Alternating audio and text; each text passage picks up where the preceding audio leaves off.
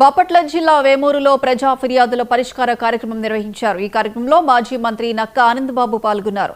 ఈ సందర్భంగా ప్రజల నుంచి వివిధ సమస్యల మీద వచ్చిన అర్జీలను ఆయన స్వీకరించారు.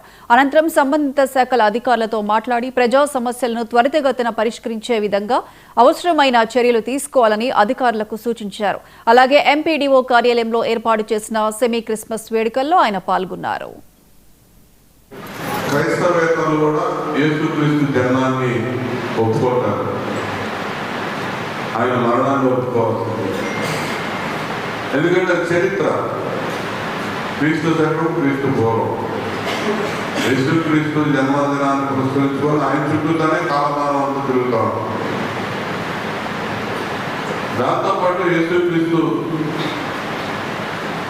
చెప్పినటువంటి అంశాలు ఈ లోకంలో జీవించి కాలం ఆయన చెప్పినటువంటి అంశాలు మానవాడికి ఎవరు కూడా ఇబ్బంది కలిగించేటటువంటి అంశాలు కాదు.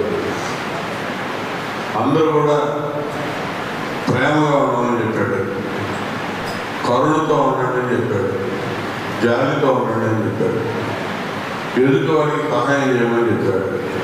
ఇదే కదా మంచిగా కదా చెప్పింది. ఇంతమించి ఏ కక్షలో కార్పణ్యాలు దేనికి తాగలేదు. ఒక చెంపను కొడితే రెండో చెంప చూపిస్తున్నది యేసుక్రీస్తు చెప్పిన మాట. తర్వాత గాంధీ మహాత్ముడు చెప్పాడని మనం అనుకుంటాం, కానీ ఆ రోజు చెప్పినటువంటి అంశం.